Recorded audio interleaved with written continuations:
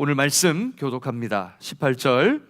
부활이 없다는 사두개인들이 예수께 와서 물어 이르되 선생님이여, 모세가 우리에게 써주기를 어떤 사람의 형이 자식이 아내를 두고 죽으면 그 동생이 그 아내를 취하여 형을 위하여 상속죄를 세울지니라 하연.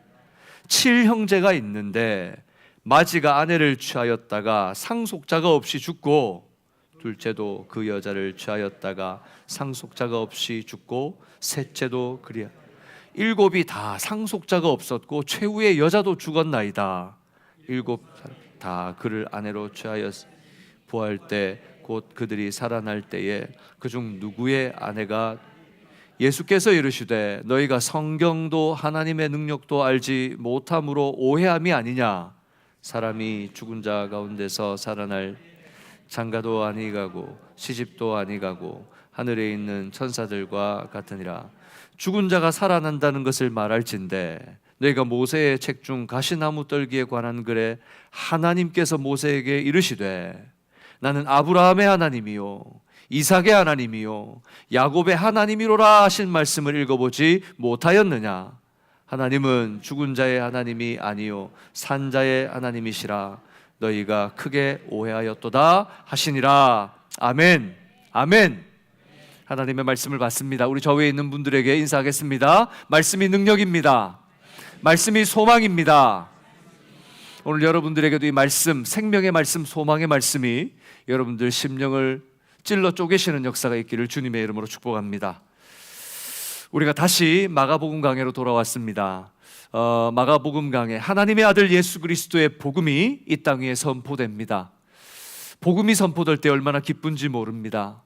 이 복음이 있기에 오늘 우리에게 생명이 있습니다. 그러나 말씀을 통해 만나는 이 세상과 세상의 권력자들은 늘 예수님의 권위에 도전합니다. 우리는 마가복음 강해를 통해서 그들이 어떻게 주님을 도전했는지 봅니다. 성전 청결케 하신 예수님께 대제사장과 서기관 장로들이 그 권위에 도전했습니다. 12장 초두에서는 세금 문제를 빌미로 바리새인과 헤롯 당이, 그리고 오늘 본문에서는 사도개인이 도전하는 것으로 이어집니다. 이 세상은 자신들이 가진 힘과 권력을 과시하며 끊임없이 위협하며 복음을 거부하는 악함을 보여줍니다. 예수님의 복음을 거부하는 것은 명백히 하나님 나라에 대한 도전입니다. 우리가 살아가는 현장은 늘 이 도전 가운데 있습니다. 우리는 늘 이 도전 앞에, 이 도전에 무방비한 상태로 어쩌면 살아가고 있지는 않는가? 나는 이 도전 앞에 말씀으로 승리하는 삶을 살고 있는가? 그러나 마가복음 강해를 하면서 감사하게 되는 것은 지혜 없고 연약한 우리 안에 말씀의 씨앗이 심겨져 있다는 것입니다. 믿으십니까? 우리 안에 말씀의 씨앗이 심겨져 있습니다. 하나님이 그 말씀을 우리에게 주셨고, 뿐만 아니라 사망의 그늘에 있던 우리가 예수님 순종으로 이 복된 소식, 이 구원, 하나님의 사랑을 만나게 되었다는 것입니다. 그래서 여기 있는 우리 모두는 행복자인 줄로 믿습니다. 우리 좌우에 있는 분들에게 당신은 행복한 사람입니다. 우리는 정말 행복한 사람들입니다. 예수님 만나고 복음을 얻고 믿음으로 살아간다는 거 행복한 겁니다. 그러나 이 광야 같은 세상에서 늘 이 은혜를 고백하면 좋겠지만 우리 눈앞에는 늘 장애물들이 있습니다. 그러나 바라기는, 사랑하는 여러분, 그 가운데서도 이 은혜를 고백할 수 있는 저와 여러분 될 수 있기를 소망합니다. 특별히 오늘 말씀 본문은 그중 부활이 없다 주장하는 사두개인의 계략이 나타납니다. 그들은 주님께 계략을 짜서 찾았습니다. 아마 우리 같았으면 이 계략에 속아 넘어갔을 거예요. 우리는 조그만 문제만 있으면 깨어지잖아요. 괜찮은 것처럼, 나는 든든한 것처럼 자랑하지만 조금만 문제만 우리 가운데 우리 생활 속에 생기면 여지없이 넘어지는 게 우리 아닙니까? 그런데 우리 주님 맡겨주신 사명, 십자가의 길을 걷는 걸음 여전히 흔들림이 없습니다. 오히려 그들의 무지함을 깨닫게 하시고 온전한 답을 주십니다. 오늘 저는 여러분들과 함께 산자의 하나님이라는 말씀으로 은혜를 나눌 때 우리 주님의 승리의 메시지가 여러분의 마음에 은혜로 역사되고 살아계신 하나님을 찬양할 수 있기를 주님의 이름으로 축복합니다. 우리 다시 한번 옆 사람에게 고백합시다. 하나님 살아계십니다. 하나님 살아계십니다. 오늘 이 자리에 풍성히 역사하시는 줄로 믿습니다.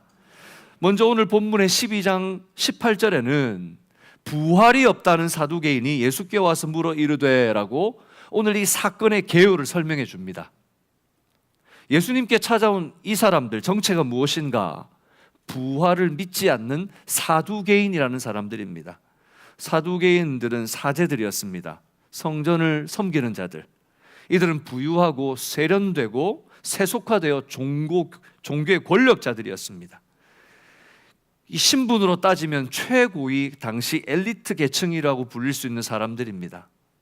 종교적인 부분에서는 이들은 토라, 특별히 모세오경, 창세기, 출애굽기, 레위기, 민수기, 신명기까지만을 성경으로 인정하고 토라를 문자적으로 실현하려고 한 보수적인 세력들이었습니다. 문자적인 성경 그대로. 그래서 이들은 천사도 종말도 내세도 비판했습니다.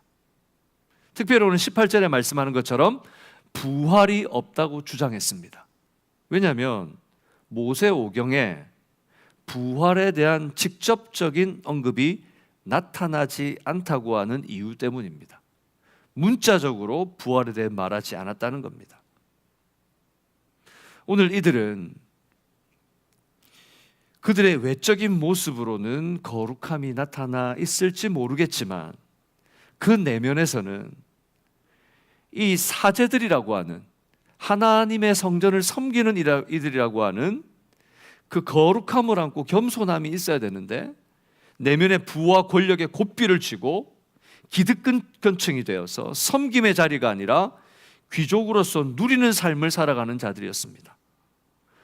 거룩을 이야기하지만 영적 시력을 잃어버린 부패한 당시의 종교 지도자들의 모습을 사두개인들도 여전히 보여주고 있습니다. 대제사장들, 장로들, 서기관들, 바리새인과 헤롯 당들, 그리고 사두개인까지 그들 어느 누구도 정말 깨어서 하나님이 원하시는 그 마음을 이루어 드려야 되는데 모두가 범죄하여 하나님의 은혜를, 하나님의 말씀을 나타내지 못하고 있습니다. 우리도 이 말씀을 들을 때에 우리 스스로를 돌아볼 수 있기를 바랍니다. 외적으로만 하나님의 거룩을 나타내는 사람들이 아니라 우리 내부로부터 하나님을 사랑함으로 정말 우리 바깥으로 그것이 흘러넘치는 사람들이 되기를 주님의 이름으로 축복합니다. 그냥 뭔가를 바깥으로 예수 믿는 것처럼 보이는 사람이 아니라 진짜 내가 믿는 예수님, 진짜 내가 예수님을 사랑해서 그 사랑이 흘러넘쳐서 섬기는 사람들, 그 사랑이 흘러넘쳐서 주님을 예배하는 사람들, 오늘 예배도 저는 그런 예배가 되기를 주님의 이름으로 축복합니다. 아니나 다를까 오늘 12장 9절에 보니 그들은 모세의 말씀을 인용해서 예수님께 말합니다. 12장 19절 상반절에 보니까 선생님이여 모세가 우리에게 써 주기를 이라고 말합니다. 이게 무슨 말입니까? 신명기 25장 5절에서 10절에 보면 이 계대결혼법, 형사취수제도라고 하는 것이 나타나 있습니다. 이 계대결혼법, 형사취수제도라는 게 뭐냐면 참 말이 어렵습니다. 저를 따라서 해볼까요? 계대결혼법, 형사취수제도. 이거 뭐 들어보지도 못한 것 같은데 목사님? 아마 그럴 수도 있을 겁니다. 이게 뭐냐면 한 집안의 형이 죽은 경우에 이 형수가 과부가 됩니다. 그럼 동생이 형수를 아내로 맞아서 이 가문의 대가 끊어지지 않도록 잇고 기업을 물을 수 있도록 하는 것이 바로 이 형사 취수제도입니다. 지금의 여러분 윤리적으로 본다면 아니 형의 아내를 동생이? 이건 콩가루 집안 아니에요? 근데 지금의 기준이 아니라 그 당시에 고대에서 여성은 자기를 지켜줄 남편이 없으면 사회적으로 고립되며 경제적으로 그리고 신체적으로 사회적으로 완전히 격리되는 삶을 삽니다.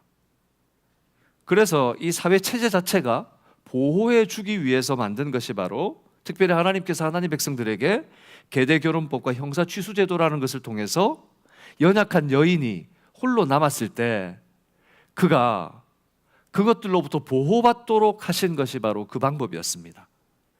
그런데 선한 의도로 주신 이 하나님께서 모세에게 주신 것을 사두개인들은 부활과 연결시켜서 예수님께 교묘하게 질문을 던지려고 준비했습니다.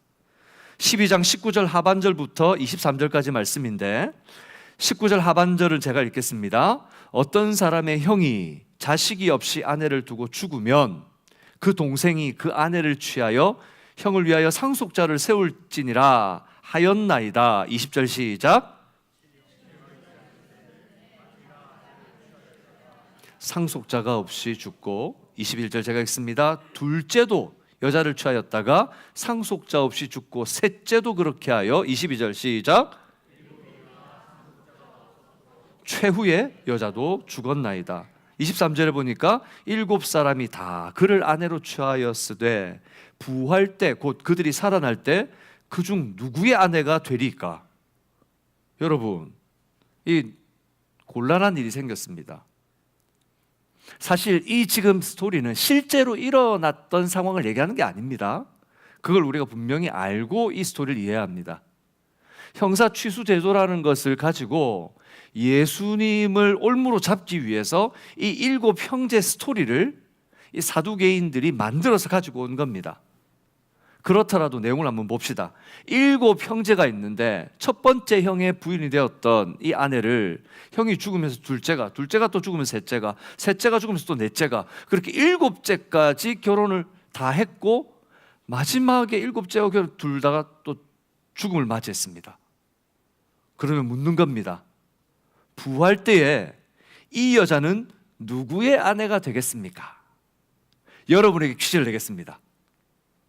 부활 때에 이 여인은 누구의 아내가 되어야 됩니까? 누구의 아내가 되어야 됩니까? 이게 말이 되는 얘기입니까? 말이 되는? 여러분 상식적으로 생각해 보십시오. 부활을 믿지도 않는 그들이 이런 문제를 만들어 와서 이 계대결혼법이라는 것을 상황을 만들어 가지고 예수님께 지금 건네는 것은 무슨 얘기입니까? 예수님과 부활신앙을 조롱하고 있는 겁니다. 무슨 말이죠? 쉽게 말하면 만일 부활이 정말 있다면 도대체 부활이 일어난다면 웃지 못할 일이 벌어지지 않겠습니까? 생각해 보십시오. 7명이 있는데 다 결혼했다가 부활했는데 이건 말도 안 되는 상황이 벌어지는 건 아닙니까? 그러니 이 부활이라는 것은 그저 헛된 것이고 잘못된 주장일 뿐입니다 라고 예수님 앞에 지금 말하고 싶은 겁니다. 여러분 우리가 성경 속에 일어난 사건들 그리고 성경 속에 이해하지 못할 것들에 대해서 의심이 들 때가 있습니다. 만약 의심이 든다면 그럴 수 있습니다. 왜? 우리는 연약하니까요. 그리고 그 의심은 객관적 사실, 즉 기록된 성경을 통해 확인하면 됩니다.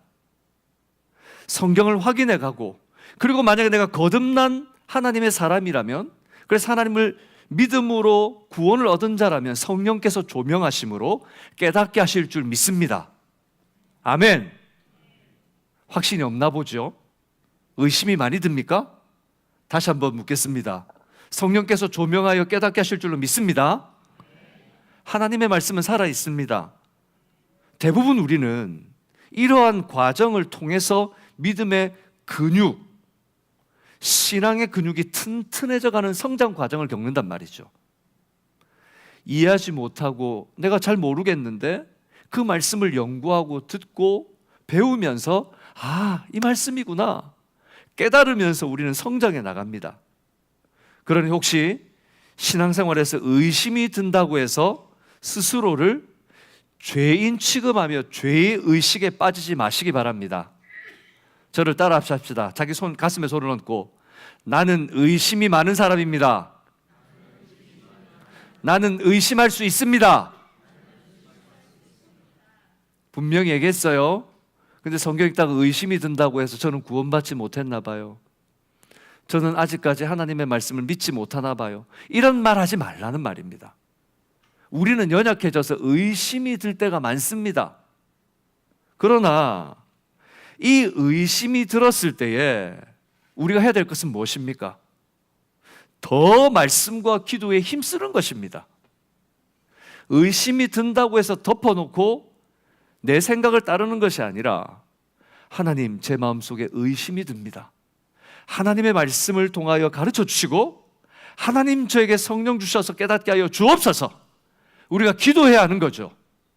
그러나 문제는 오늘 사두개인들처럼 자기 논리에 빠지게 되면 위험해집니다. 자기 논리에 빠지게 되면 위험해집니다. 그 주장에 대한 정확한 사실의 증명과 증거에 대한 객관적인 도움을 받기를 꺼려하고 말씀 자체를 무시하는 맹목적인 자기 논리에 빠지면 위험해집니다. 점점 더 그런 사람들은 자신의 주장이 맞다는 자기 확신을 가지게 되고, 그래서 자기 주관적 주장을 맹목적 신앙처럼 믿게 됩니다. 결국은 자기 논리에 빠지면 하나님께 불순종하고 불순종하는 것조차도 담대해집니다.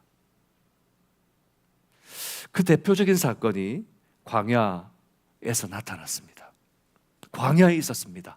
이스라엘 백성들이 광야를 지나는 동안 모세를 대적했던 고라, 온, 다단이라고 하는 사람이, 이 지파가 당을 지어서 일어난 사건이 있었습니다. 그들은 하나님이 세우신 영적인 리더인 모세의 자리를 시기했습니다. 그래서 너만 그 자리에 있을 수 있냐? 우리도 당당하게 하나님께서 세우신 사람들이라고 하며 자기 논리를 펴기 시작했습니다. 민수기 16장 2절과 3절 말씀입니다. 2절 말씀 제가 읽겠습니다. 이스라엘 자손 총회에서 택함 받은 자 곧 회중 가운데서 이름 있는 지휘관 250명과 함께 일어나서 모세를 거스르니라. 어떻게 거슬렀습니까? 3절 한 목소리를 읽습니다. 시작. 그들이 모여서 모세와 아론을 거슬러 그들에게 이르되 너희가 분수에 지나도다. 회중이 다 각각 거룩하고 여호와께서도 그들 중에 계시거늘 너희가 어찌하여 여호와의 총회 위에 스스로 높이느냐. 뭐라고 그럽니까? 너희가 분수에 지나다는 것입니다. 너희만 리더할 수 있냐? 온 회중이 다 거룩하지 않냐? 여호와께서 우리 가운데 계시다. 설득력이 있는 말입니다. 설득력이 있습니다. 너희만 하나님 믿냐? 너희만 거룩한 백성이냐? 하나님께서 우리 가운데도 있지 않냐? 라고 그들은 자기 논리를 펴니다. 어찌해서 너희만 총회 위에서 리더가 되어서 그렇게 너희만 그 자리에 앉아 있느냐? 자신들도 마땅한 권리가 있으니 우리도 그 자리에 설 수 있다는 것이죠. 그러나 여러분, 모세의 권위는 누가 주신 것입니까? 모세 스스로 취한 것입니까? 모세의 권위는 하나님이 세우신 것입니다. 결국 이 권위를 무시하고 자기 합리화하려는 것은 하나님의 권위를 범하는 것이 되었습니다. 자기 합리화는 이렇게 무서운 것입니다. 그리고 고라의 최후는 결국 어떤 결말을 맺게 됩니까?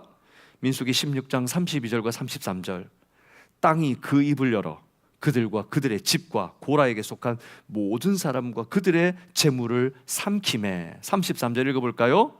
그들과 그의 모든 재물이 산채로 수월에 빠지며 땅이 그 위에 덮이니 그들이 회중 가운데서 망하니라.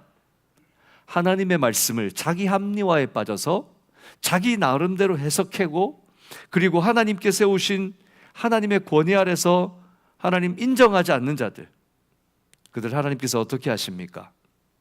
산채로 수호를 삼키게 하시며 망하게 하십니다. 이 위험한 자기 합리화의 함정에 빠지는 것, 예수님께서도 이 자리에 빠지고 있는 바로 이 사두개인들에게 이렇게 진단해 주십니다. 마가복음 12장 24절입니다. 읽어볼까요? 예수께서 이르시되 너희가 성경도 하나님의 능력도 알지 못함으로 오해함이 아니냐. 사두개인들은 모세의 글을 인용해서 부활에 대해서 부정하는 이유를 성경을 모르고 하나님의 능력을 모르는 무지함에서 나온 것이라고 예수님은 일침을 가고 계시는 것입니다. 알지 못함으로 오해함이 아니냐. 자기들은 안다고 생각했습니다. 자기들이 해석하고 자기들이 이해한 것이 맞다고 생각했습니다. 예수님의 이러한 진단은 그들에게 상당히 충격적인 말씀이었을 것입니다. 그리고 오늘 우리도 되돌아보아야 합니다. 우리도 오늘 사두개인처럼 고라 온 다단과 같이 우리가 늘 말씀과 기도로 깨어 있어야 되는데 우리가 바로 이런 자기 합리화의 함정에 빠지고 있지 않는지. 언제부터인가 내가 드리고 싶은 예배, 내 방식대로 내가 원하는 대로 시간이 되면 예배를 드리고 바쁘면 예배를 그냥 한번 스킵하고, 하나님의 말씀을 대할 때에 말씀을 읽는 것과 묵상하는 것이 마치 나의 취사 선택으로 되는 것처럼, 정말 여러분 성경 66권 속에 안식일을 거룩하게 지키고 하나님의 말씀을 묵상하며 하나님의 뜻에 순종하는 것이 우리의 선택으로 할 수 있다고 말씀하셨나요? 그것은 명령입니다. 그런데 어떻습니까? 자기 합리화에 빠지면 자기 합리화는 우리로 하여금 그 덫에 걸리게 합니다. 우리가 늘 말씀과 기도로 깨어 있어야 하는 이유가 바로 여기에 있습니다.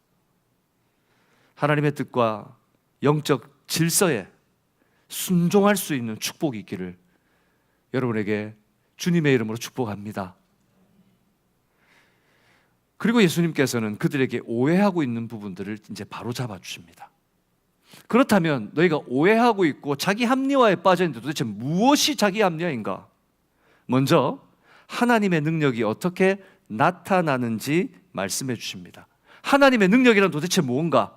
너희가 하나님의 능력도 모르고 있는데 하나님의 능력이 뭐냐면 마가복음 12장 25절 초반부 이렇게 말합니다. 사람이 죽은 자 가운데 살아날 때에는 이라고 말합니다. 무슨 말입니까? 사두개인들은 부활을 정면으로 반박했는데 예수님께서는 그들의 앞에서 부활을 말씀하시는 거죠. 즉 반드시 부활은 있다고 말씀하시는 것입니다. 사랑하는 여러분, 우리는 부활하게 될 줄로 믿습니다. 믿으십니까? 우리는 부활합니다. 그리고 그들은 모세 오경만이 아니라 하나님의 모든 말씀들을 받아들여야 되는데 모세 오경만이 하나님의 말씀이라고 고집했습니다. 그러나 여러분, 모세 오경만을 고집하는 그들이 모세 오경을 지키지 않고 불순종했을 때 하나님께서는 선지자들의 입을 통하여 하나님의 말씀을 그들에게 주셨습니다. 그러면 그 선지자들의 말씀 또한 하나님의 말씀입니다. 그런데 그들은 그 말씀을 받아들이고 인정하지 않았습니다. 왜요? 부끄러운 과거는 묻어두고 싶고 자기들이 원하는 것만 보고 싶었던 것이죠. 그 중에 다니엘서 12장 2절과 3절에서는 부활에 대한 중요한 구약의 말씀을 분명히 말씀하고 있습니다. 다니엘서 12장 2절 3절 말씀, 2절 말씀 다 같이 읽겠습니다. 시작. 땅의 티끌 가운데서 자는 자 중에서 많은 사람이 깨어나 영생을 받을 자도 있겠고 수치를 당하여서 영원히 부끄러움을 당할 자도 있을 것이며 3절에 지혜 있는 자는 궁창의 빛과 같이 나타날 것이요 많은 사람을 옳은 대로 돌아오게 한 자는 별과 같이 영원토록 빛나리라. 오늘 뭐라고 말씀합니까? 분명히 구약 말씀을 통해서 자는 자 중에서 많은 사람이 깨어나 영생을 받을 자도 있겠고 수치를 당하여서 영원히 부끄러움을 당할 자도 있을 것이며 부활에 대해서 말씀하고 있습니다. 이뿐 아니라 호세아, 이사야 선지자도 부활에 대해서 말씀합니다. 무엇보다 아브라함은 100세에 낳은 아들, 이 누구입니까? 이삭. 100세에 낳은 이 귀한 아들 하나님께서 어떻게 하라고 그러셨습니까? 번제로 드려라. 이 말이 되는 일입니까? 그런데 그때 이 아브라함의 마음에 어떤 소망이 있었는지 히브리서 기자는 이렇게 기록하고 있습니다. 히브리서 11장 19절 말씀, 그가 하나님이 능히 이삭을 같이 읽을까요? 죽은 자 가운데서 다시 살리실 줄로 생각한지라. 비유컨대 그를 죽은 자 가운데 도로 받은 것이니라. 무슨 말입니까? 믿음의 조상이 되는 아브라함 또한 무슨 신앙? 부활 신앙, 부활 소망 가지고 있었다는 것입니다. 그들이 알고 있는 바, 자기 논리에 빠져서 하나님의 말씀을 바로 분별하지 못한 채 하나님의 능력을 깨닫지 못하고 있는 그 모습을 지금 예수님께서는 그들에게 깨우치고 있는 것입니다. 그런데 사두개인들은 7 남자와 이 한 여인의 상황을 가지고 부활에 대해 물을 때 그들이 부활은 믿지 않지만 생각했던 부활이 그냥 이 내세라는 것이 현세의 연장 정도로 생각했던 것 같습니다. 이 현세가, 현실의 세계가 연장되는 어떤 시점 정도로 생각했던 것 같아요. 그러니 시집가고 장가간 일이 부활 때도 계속 이어질 거라고 생각한 거예요. 그러니까 이상한 질문을 한 거예요. 부활 때 누구의 아내가 되겠습니까? 그때에 예수님께서 이렇게 말씀하시죠. 장가도 아니 가고 시집도 아니 가고 하늘에 있는 천사들과 같으리라. 네가 뭔가 잘못 알고 있다. 하나님의 말씀을 잘못 알고 있다. 그때에는 장가도 가고 안 가고, 안 가고 시집도 안 가고 하늘에 있는 천사들과 같이 될 것이다. 이게 무슨 말씀입니까? 우리가 알고 있는 이 현실 세계와 우리가 맞이하게 될 부활의 그날은 아주 다를 것이라는 것입니다. 우리가 가지고 있는 이 한계를 뛰어넘는 놀라운 그날을 만나게 될 겁니다. 우리는 모두 부활하게 될 것입니다. 그러나 이 말씀에 대한 소망과 감사도 있지만 또 하나 갖게 되는 오해가 있습니다. 그게 뭐냐면 부활의 날이 되면 하나님 나라의 삶이 좀 무료할 것 같아요. 세상에서 뭐 좀 다이나믹하고 익사이팅하고 즐기고 뭐 이렇게 하는 게 좀 있어야 되는데 하나님의 나라에 가서는 그걸 못 할 거 아니에요. 우리 청소년들은 하나님의 나라에 가면 게임을 못 할 거 아니에요. 하나님의 나라에 가면 여러분들 지금 원하고 있는 거 못 할 거 아니에요. 내가 이제 청년들은 이제 결혼을 해야 되는데 사랑하는 사람을 만났는데 하나님 요거는 하고 그래도 오세요. 여러분들이 가지고 있는 계획이 있는데 플랜이 있는데 계획해놓고 있는데 그거는 그래도 하나님 하고 해야 될 거 아니에요. 이 말씀 속에 뭐가 들어있는 겁니까? 하나님 나라가 오면 내가 이 손해볼 것 같아요. 요거까지는 하고 가야 그래도 하나님 나라 가면 뭔가 얻는 게 있을 것 같아. 정말 그렇습니까?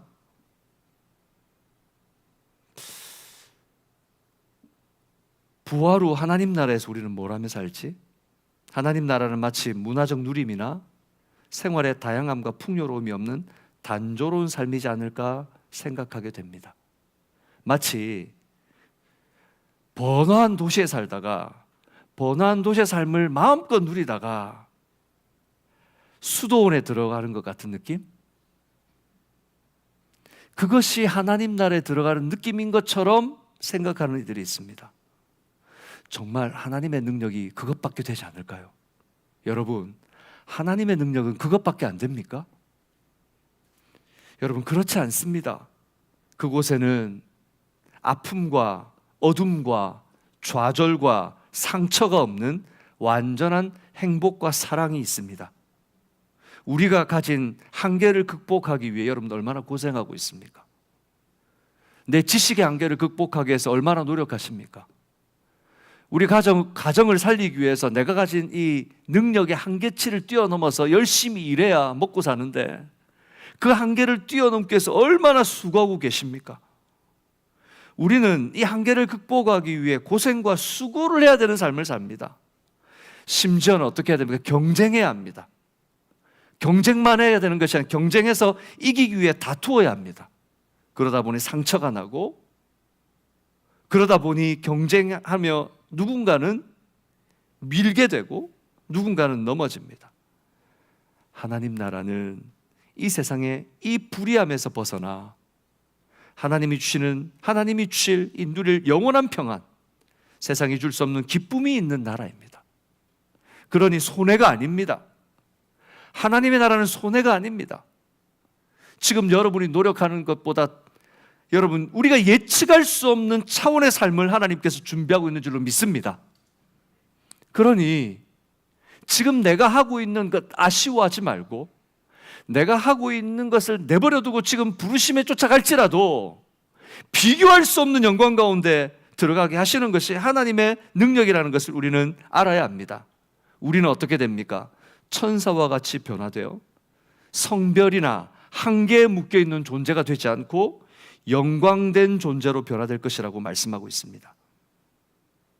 여러분 어떠십니까? 한 번씩 그런 생각하지 않습니까? 내가 히어로물에 나오는 그런 히어로라면, 여러분 우리 아빠들은 한 번씩, 우리 아이들은 아빠는 다 슈퍼맨인 줄 알아요. 모든 걸 다 잘해야 되는 줄 압니다. 엄마는 원더우먼이어야 됩니다. 그런데 아이들이 자라면서 눈을 뜨게 됩니다. 아, 우리 아빠 우리 엄마는 못하네. 그때부터 점점 아이들은 멀어집니다. 우리는 이런 한계를 느낄 때마다 참 우리의 초라한 모습을 보게 됩니다. 하지만 하나님의 나라는 그런 모든 것을 뛰어넘어 다시는 그런 한계를 겪지 않는 영광된 존재로 하나님의 나라에서 영원히 예배하게 될 것을 말하고 있는 것입니다.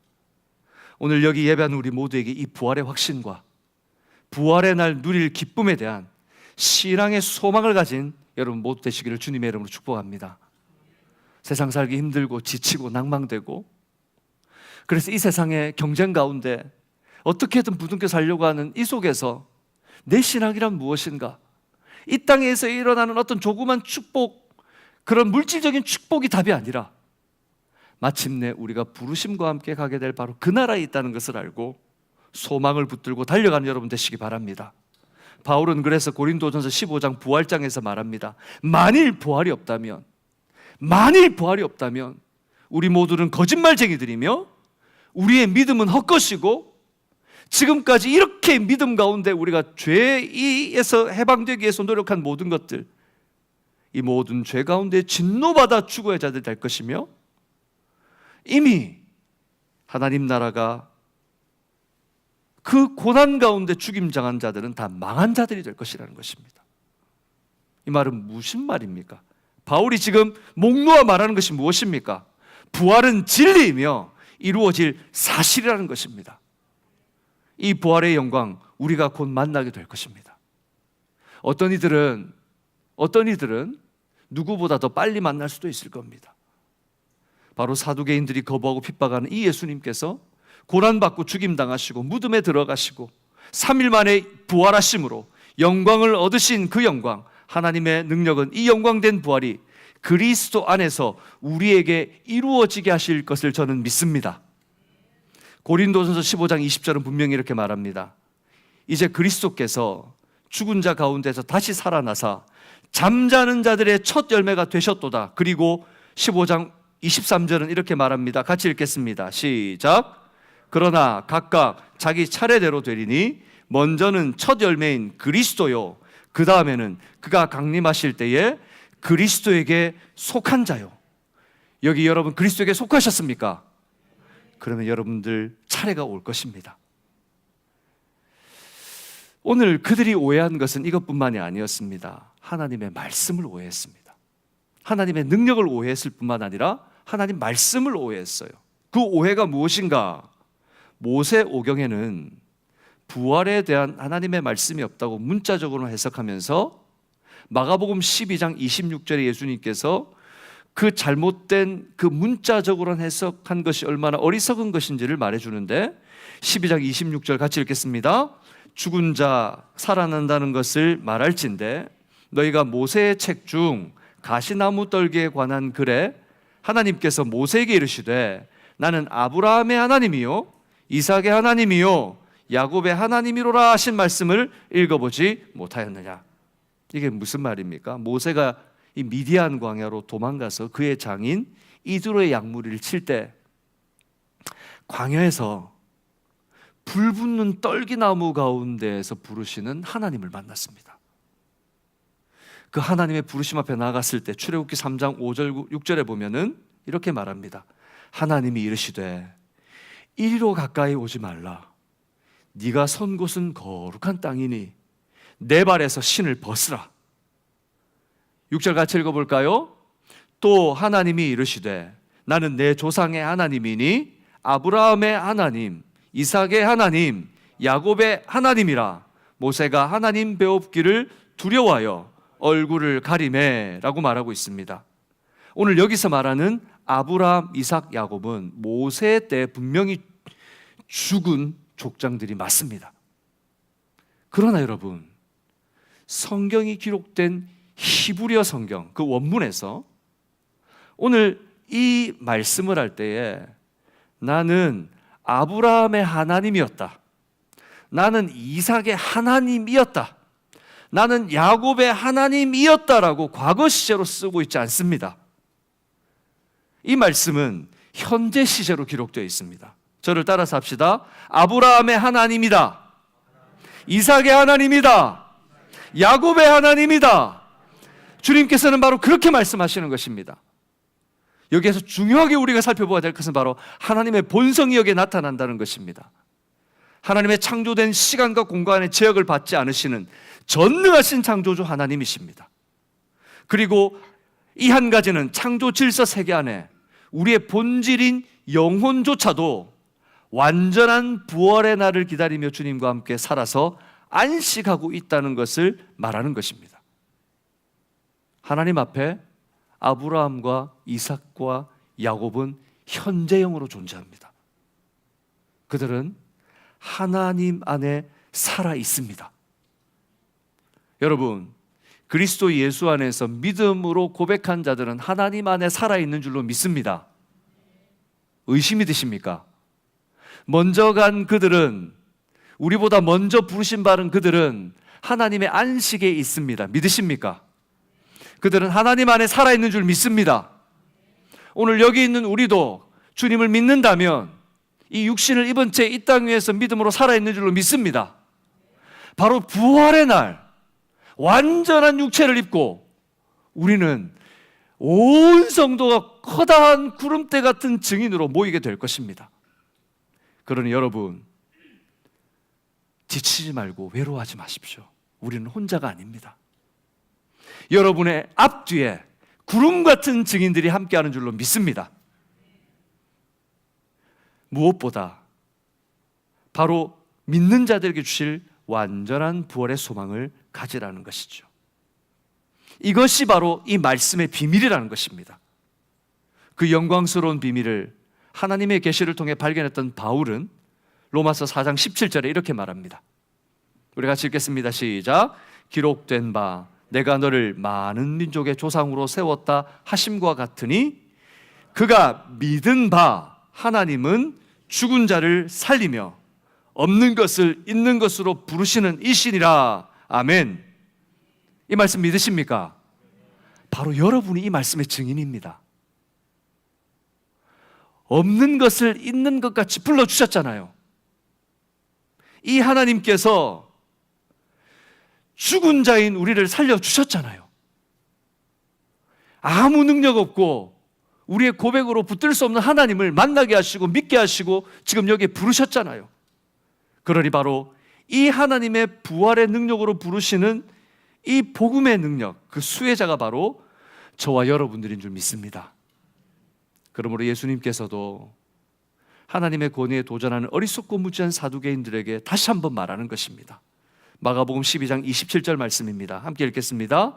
하나님은 죽은 자의 하나님이 아니요 산 자의 하나님이시라. 너희가 크게 오해하였도다 하시니라.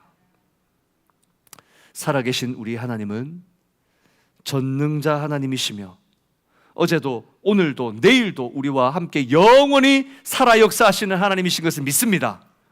그러니 두려워하지 마십시오. 그러니 두려워하지 마십시오. 여러분, 이상한 변론에 물들지 마십시오. 하나님이 세운 교회와 성경과 말씀 밖으로 나가지 마십시오.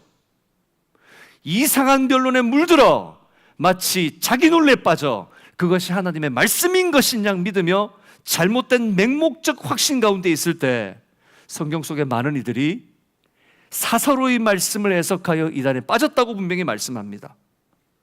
복음 아닌 것들에 마음을 두지 마십시오. 복음 아닌 모든 것들은 우리에게 해로운 것들입니다. 그러므로 결국 우리는 어떻게 살아야 합니까? 에베소서 1장 11절에 12절은 창조의 목적을 따르는 우리의 삶이 무엇이어야 되는가를 말씀해 주고 있습니다. 11절 제가 읽습니다. 모든 일을 그의 뜻의 결정대로 일하신 이의 계획을 따라 우리가 예정을 입어 그 안에서 기업이 되었으니 12절 함께 읽겠습니다. 이는 우리가 그리스도 안에서 전부터 바라던 그의 영광에 찬송이 되게 하려 하심이라. 모든 이의 결정대로 그 계획 안에서 예정을 입어서 우리가 어떤 사람이 되도록 하셨습니까? 영광의 찬송. 영광의 찬송이 되는 겁니다. 우리 좌우에 있는 분들에게 당신은 영광의 찬송입니다. 여러분, 영광을 경험하지 못했죠? 그러니까 그런 표정을 짓죠. 지금 내 옆에 있는 분이 영광의 찬송이라니까요. 영광스러운 하나님의 모습이 나타나고 하나님이 찬송받으실 만한 존재, 그것이 바로 내 옆 앞뒤에 계신 분들이라는 거예요. 그런 존재로 살아야 된다는 거예요. 다시 한번 옆 사람을 지그시 사랑하는 얼굴로 바라보며 다시 한번 당신은 영광의 찬송입니다. 그렇습니다, 여러분. 이것이 산자의 하나님을 만난 자의 삶이어야 되는 것입니다. 오직 복 있는 사람은 산자의 하나님께서 우리의 삶을 통해 영광 받으시는 삶을 사는 자들이 되어야 되는 거죠. 그런데 세상에 자기 합리화에 빠져서 세상에 눈을 돌리고 좌절한 채 살아가고 있지 않습니까? 말씀을 맺겠습니다. 우리의 무지함을 합리화하는 자기 합리화의 덫에 주의해야 합니다. 여러분, 자기 합리화하지 마십시오. 하나님, 저는 이래서 안 되고요, 저는 이래서 못하고요. 하나님 아시잖아요. 제 삶을 아시잖아요. 라고 말하며 합리화하지 마십시오. 나의 주장이 아니라 하나님의 말씀이 나를 주장하게 하시는 삶을 사십시오. 바로 그것에 복된 삶이 있습니다. 하나님의 능력은 약속하신 영광스러운 부활을 주실 것입니다. 그러므로 소망을 하나님께 두고 다른 어떤 것에도 시선을 빼앗기지 마십시오. 세상에 반짝반짝거리는 것들, 우리를 얼마나 많이 유혹하는지 모릅니다. 어린아이들에게 반짝반짝거리는 걸 가지고 오고 100불짜리를 내밀면서 말합니다. 너 어느 거 가질래? 아이들 어떤 거 가지겠습니까? 반짝이는 걸 원하죠. 가치를 모르면, 부활의 소망의 가치를 모르면 우리는 세상이 반짝거리는 것에 속아서 하나님 놓치게 됩니다. 그러니 하나님의 능력을 경험하고 믿음의 옷깃을 여미며 이 경주하시는 여러분 되시기를 주님의 이름으로 축복합니다. 그 능력의 하나님은 살아계셔서 지금도 우리와 함께 하시는 것을 믿습니다. 여러분이 필요하여 구하는 바로 그 자리에, 내가 미처 구하지 못한 때조차도 전능하신 하나님, 우리 하나님께서는 산자의 하나님이 되어 주실 것을 믿습니다. 그러므로 여러분, 세상 속에서 예수의 제자 되어 생명의 열매 맺는 제자의 길을 결단하는 여러분 되시기를 주님의 이름으로 축복합니다. 우리 좌우에 있는 분들에게 우리 사명서는 기억하시죠? 제가 선창을 하면 다음 부분을 바로 옆 사람에게 여러분 선포하십시오. 예수의, 옆 사람에게 하라니까요. 예수의 생명의 풍성한, 다시 한번 예수의 생명의 풍성한, 우리 그런 삶을 삽시다.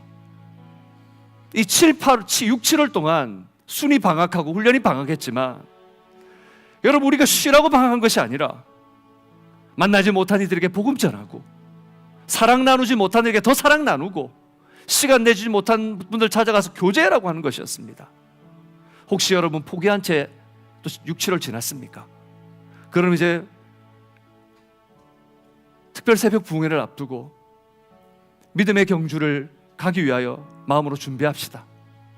그리고 부활하신 주님과 함께 예수의 제자 되어 생명의 열매 맺는 풍성한 공동체, 산자의 하나님을 만나는 그런 복된 삶을 사시는 여러분 모두 되시기를 주님의 이름으로 축복합니다.